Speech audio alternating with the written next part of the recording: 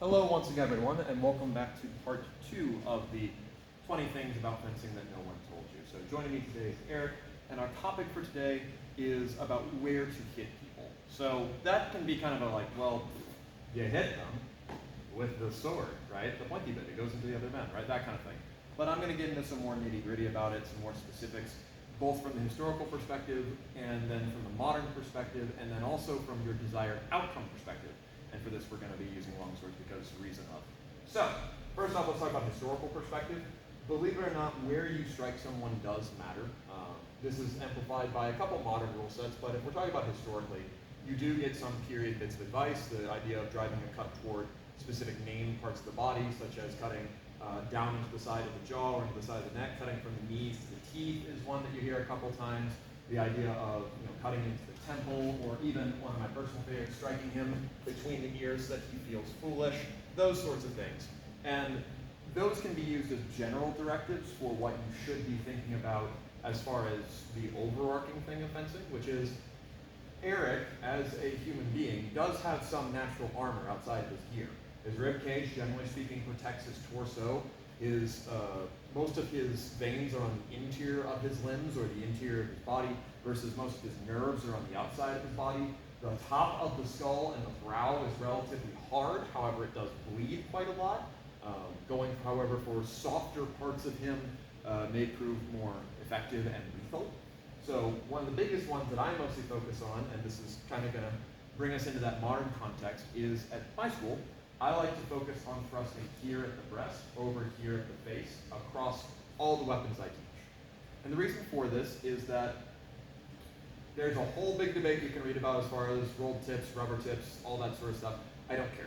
Simple fact of the matter is, if I jam him hard in the face, that is a straight shot toward his head. I don't like doing that, period. Just period. I don't like the result it has. It also tends to raise up actions that I don't necessarily enjoy. So besides just hitting Eric in the face, right, and damaging his mass faster than it needs to be damaged, for me to thrust him in the face means that my arms have to be at this height. If I'm thrusting him in the chest, my arms are at this height. And the difference becomes in regards to him possibly hitting my hands. My arms are up here, they are just literally more in the way of where his arms naturally fall than if they are down here. The other reason is the idea of aim small, miss small. A head is a small target. You can miss a perfectly good shot because he just happened to stumble the right way. But if I aim for this button and he moves to the side, I'm still likely to hit some torso, and that's really what I'm looking for. So that is not only a building off of historical emphasis, because there are a ton of thrusts to the breast in particular. This whole area is pretty darn good for stabbing people, but also in regards to an active choice that I have made to promote the longevity of my fencers and myself. Now, of course, accidents do still happen, as I said in episode 1, so bear that in mind. But branching that into the modern context, okay, if you want to preserve your fencers, you need to start thinking about how you actively attack them and where you aim with that. So, one of the sports that I admire the most is kendo. I was struck by how little protective gear kendoka can wear.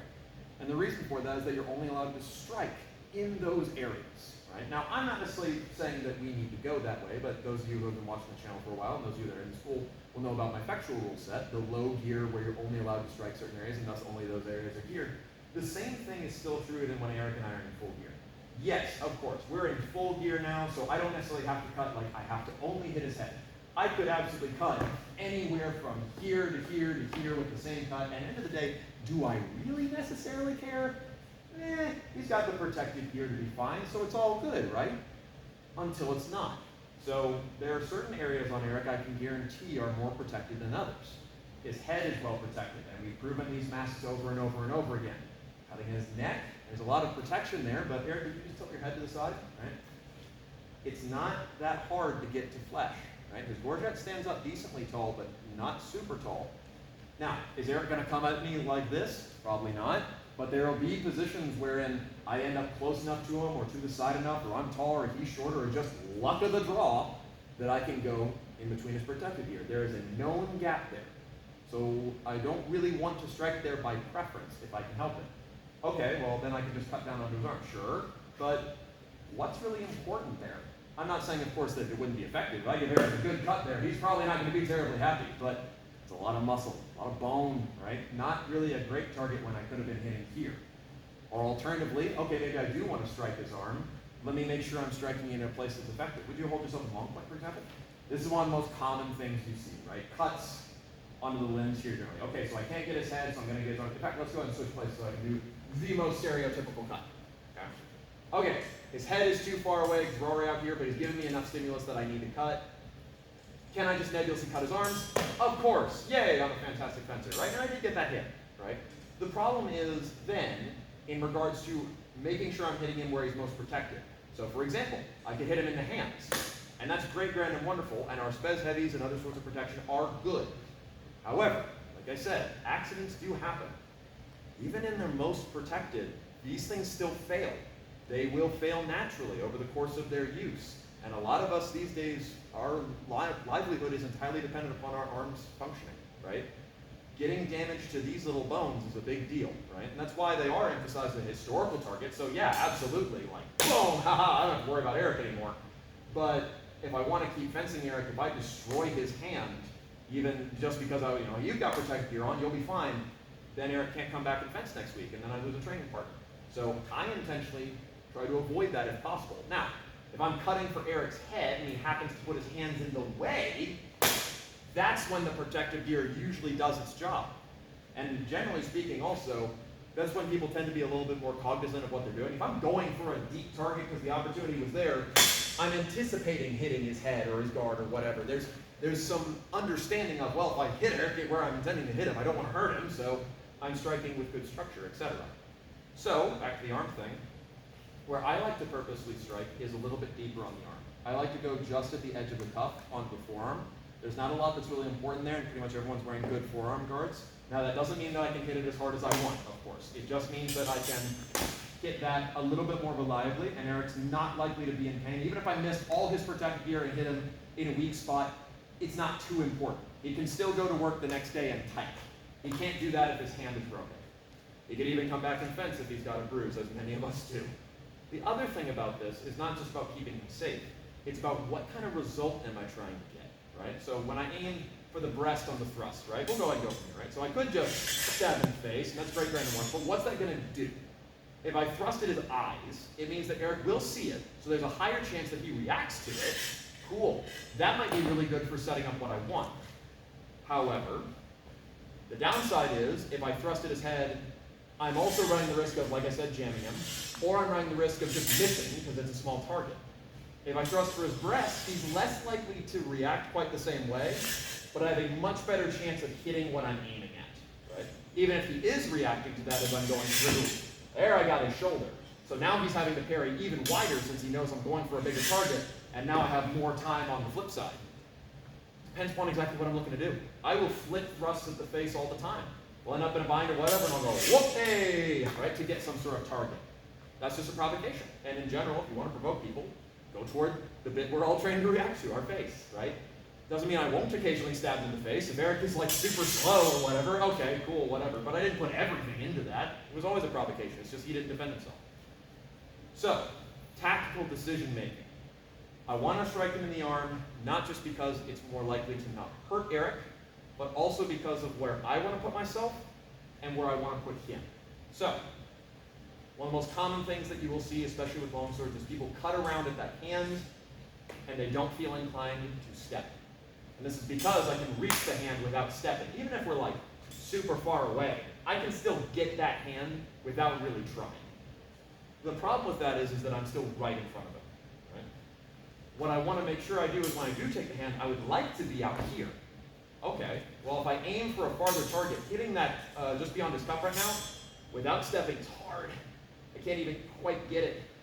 If I then step, now that's easy for me to get, and it's moving me away from him. So that's a double good behavior.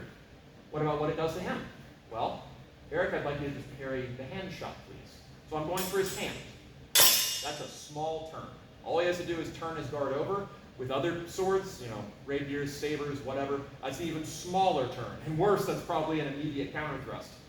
If I'm going for his arms, he has to move that sword a lot further because he knows he has to protect it. And odds are I'll tag that a couple times, then he'll start parrying wider.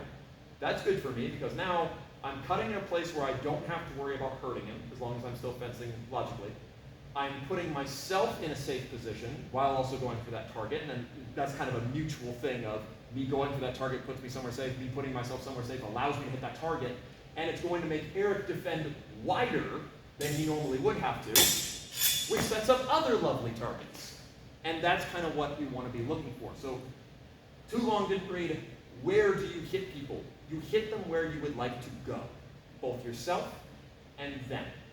So, if I cut up at his head, I'm trying to get his blade high for various reasons. If he didn't parry and I'm cutting up at his head, I'm not going to hit him anywhere it hurts him, right? Maybe I am cutting for the hands. I want to make sure that if I am cutting for those hands, it's putting me somewhere very safe. So I'm cutting very far away, and usually while moving laterally or backward. If Eric is going to defend himself, he's probably going to have to suck them back. That's putting him far away from me, and I'm in no danger, and will set more things up for me. That's the kind of thing that you want to be looking for as far as where to hit people, because it gives you that benefit of it makes you move more, generally speaking, because like I said in my power work video, I'm trying to work around Eric and see what I can see and attack these new angles. It's pretty hard for him to defend everywhere at once he commits a leg forward. It gives a better chance of when I do hit Eric in these places, he's okay. I mean, obviously there's a little bit of bruising because that's just, we're hitting each other with steel bars, right? But also, it's making sure that we're able to do this again and again and again and again. Equipment may fail. You want to make sure that you're cognizant of that. And likewise as well, how do you practice this? You don't practice it in sparring. You practice it in drill. So we'll do a real quick, simple drill that Eric is actually going into blind. Okay? Here's what we're going to do. Go ahead and load yourself left forward, Eric. All I'm going to have you do is give me a Zorn without stepping, please. So give me that Zorn. Cool. Okay? Now when he does that, what I'm going to do is I'm going to parry and then I'm going to riposte at his head. So after you hit, you just let your sword lower. Ready? Cool. Cool, right? So nice and simple. Now Eric wants me to hit the arm target because he's having me do that. So he's going to leave his arm out for me. I make sure I'm hitting that protective here. And he wants to be testing me on this of, do I hit the same spot consistently? If you're doing that, that's a good sign. One of my most fond compliments I've ever received was, dude, you hit the same place on my jacket every single time for the last 15 minutes. That's a good thing. Because if you aim small, you'll miss small. And if you can hit a button-sized thing on someone's jacket, you can definitely hit them when they're moving around. But otherwise, thank you very much, Eric.